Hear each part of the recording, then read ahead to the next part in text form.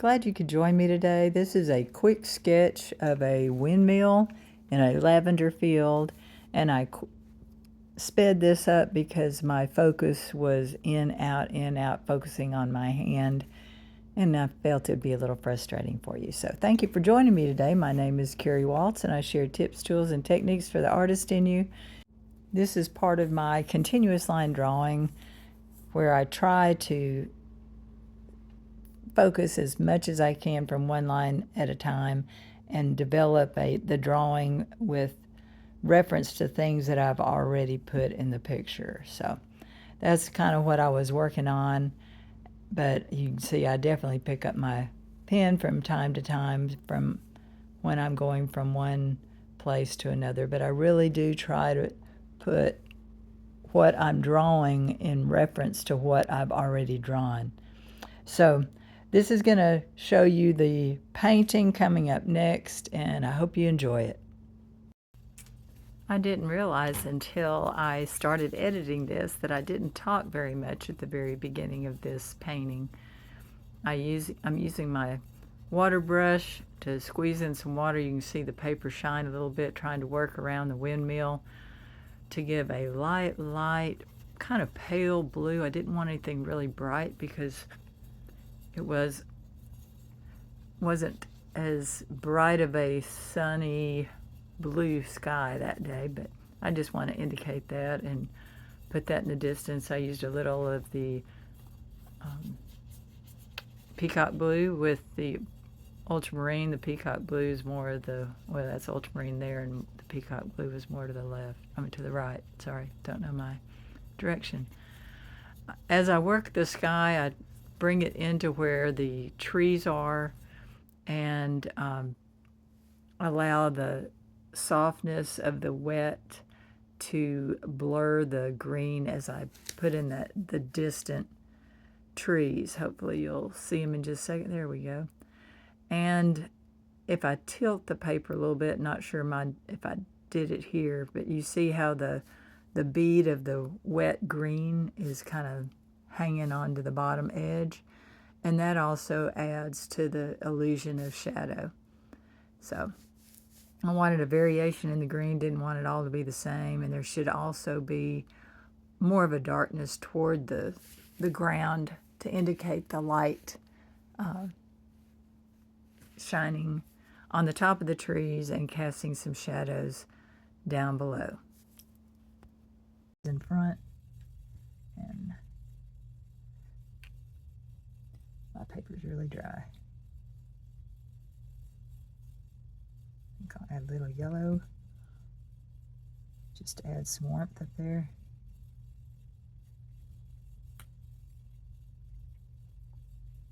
And a little variation. Trees are never all the same. While my brush is kind of wet, I'm going to soften that edge, add a lot more yellow, kind of drag it in.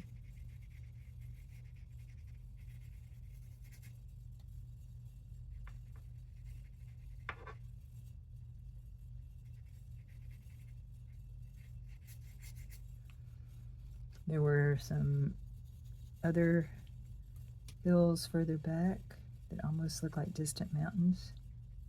Put that in. And a little bit over here.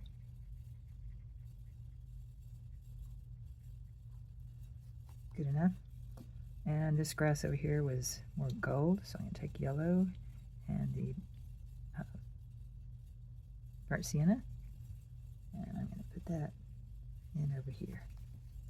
That's a little too yellow, so I'm going to just water that down a little bit, fade it out, and drag some of that over in this area just a little bit, because there is some of that in here, but it's a little dirt, more like dirt. So we'll put that in here. And this grass on the other side. So green grass in here. And I ran into that. We'll throw a little bit of this color back in here. And then I'm just going to do all of this in that green. And we're going to look at the kind of steel blue of this silo. Oh, that's a good gray tone, so I'm going to just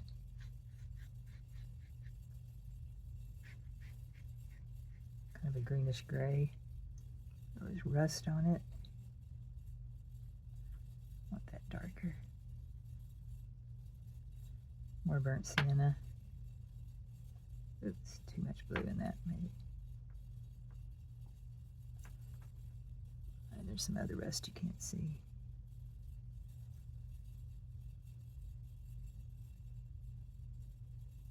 Just add a little more character to it.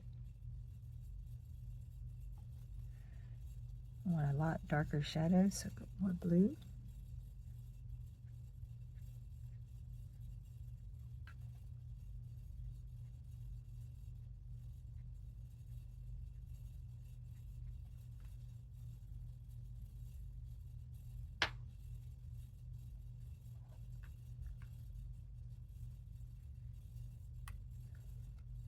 Okay, I have to throw in a little green back here, just as hints.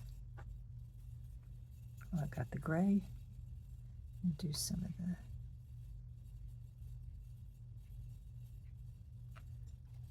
blue, blue sky back in here. Ooh, that's too dark. And I want the gray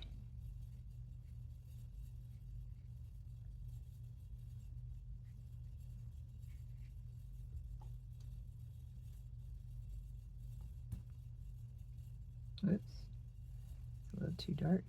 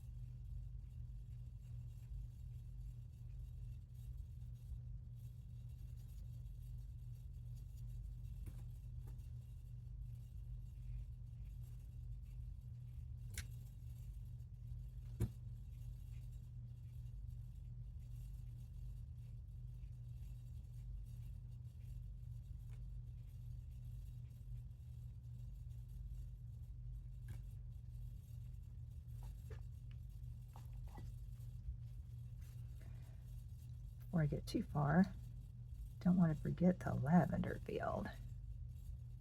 Oh wait, got to do grass there first.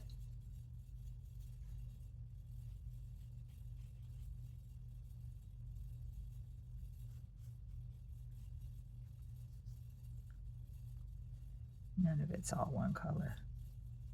Grass changes. Oh, ear itches. Sorry.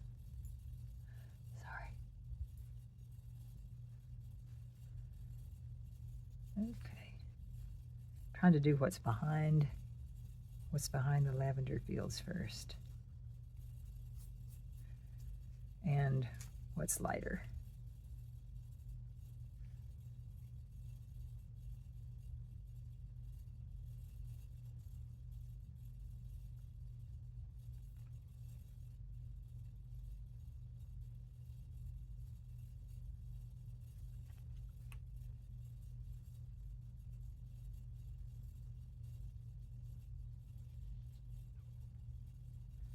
Not a very good composition, but I'm learning from it. Okay, what have I learned? Well, first of all, I might want to work on watercolor paper. Secondly, I need to decide how big my major item is and scale it down to the right size. Thirdly, this is leaving a fence, not giving your eye a place to enter the painting. It's like keeping you out. So that's not really good on the composition. If I was sitting a little lower, you know, I could do some sprigs. I probably will do some sprigs of lavender that will be a little taller, just to indicate maybe I'm closer than I really am. But these would probably be done in gouache after I painted the fence. But we'll see if, once this dries, if I can come back with some dark and make that a little better.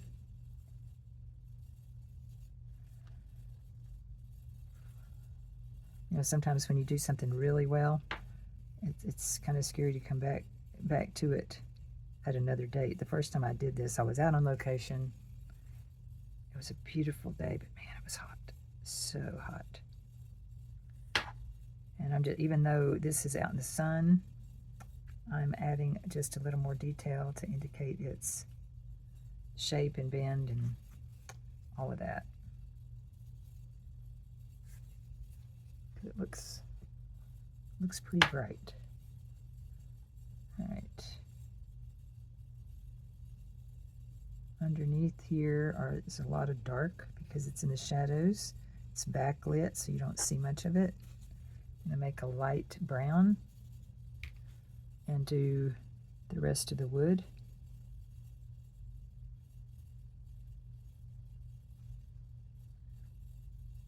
It's kind of a burnt sienna with yellow. It is not the color of the wood necessarily. I need to make parts of it way darker. The darkest part of your painting is your verticals, and this is really, really dark. So I want to make this dark, this darker. It's almost black in the photo.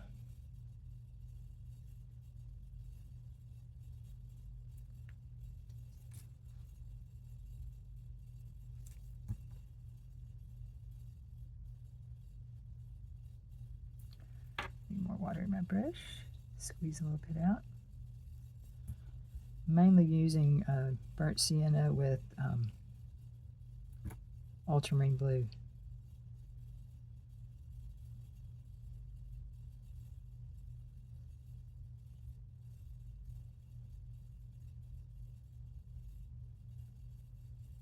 It's really dark there.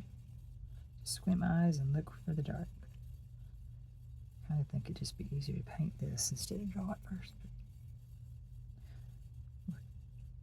I'm always looking for different ways to do things.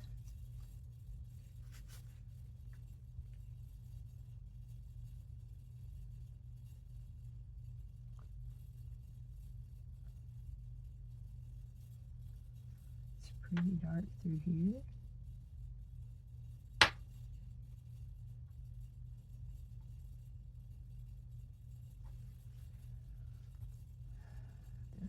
Dark.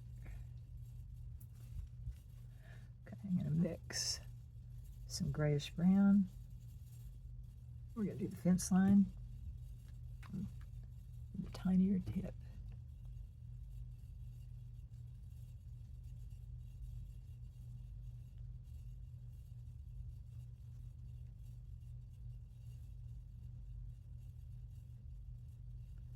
Decided I didn't have enough. And probably put too many, but that's okay.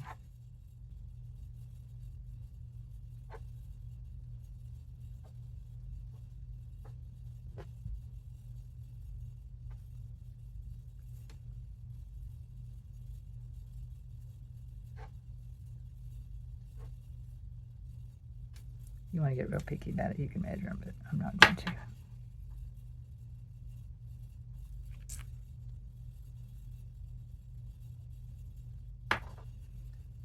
I need to take my watch off. It keeps pounding on the table. Sorry about that. Y'all probably didn't even notice that till I mentioned it, huh?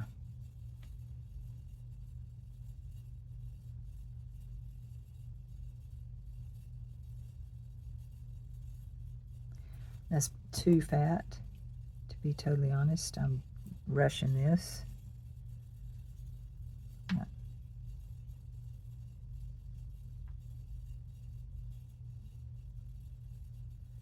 lifting up a little bit where you'd see it through on the other side.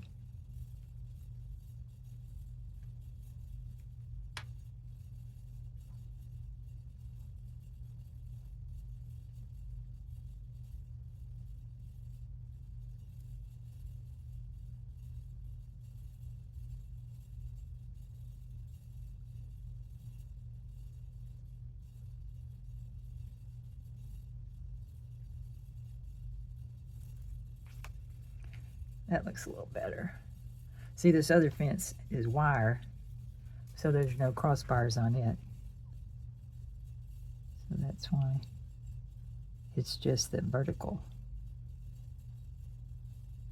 lines. And here we have, ooh, that's too thick, too late.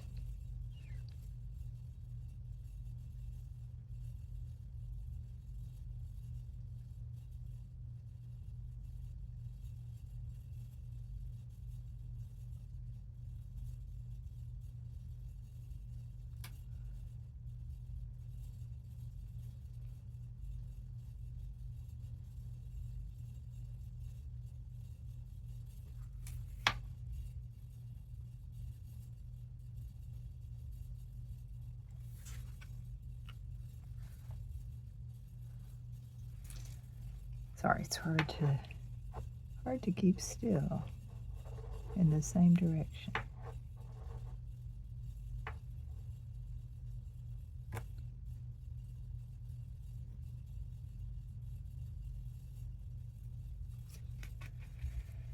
I really like the fact that that's breaking the line.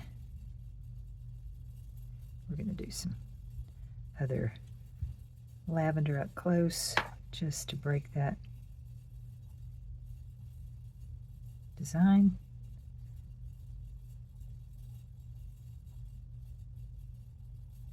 Definitely needs to be broken up.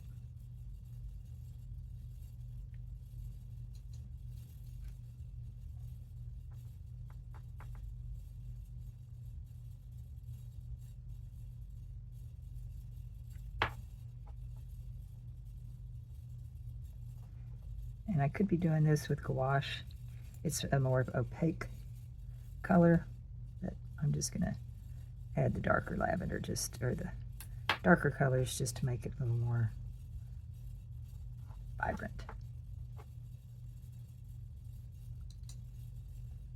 And the lavender grew in clumps going different directions, so just kind of indicating that.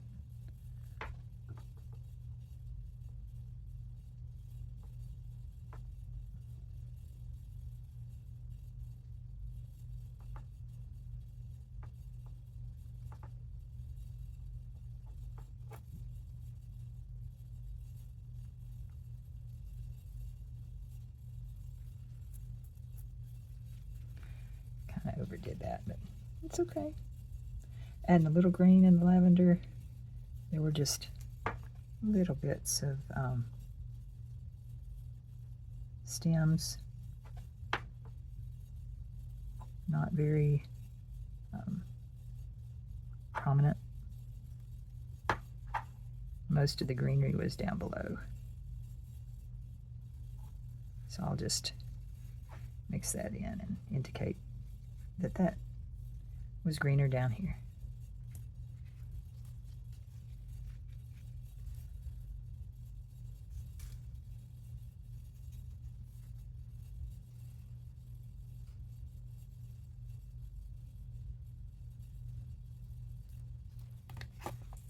Just adding a little more definition in the back. I think I'll add a few more streaks in the grass. Looks a little dull to me.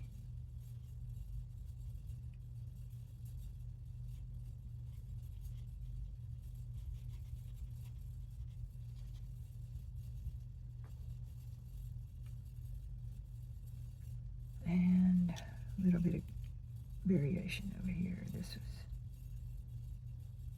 This was tall grasses. I don't know exactly how to show that. At least a little different texture.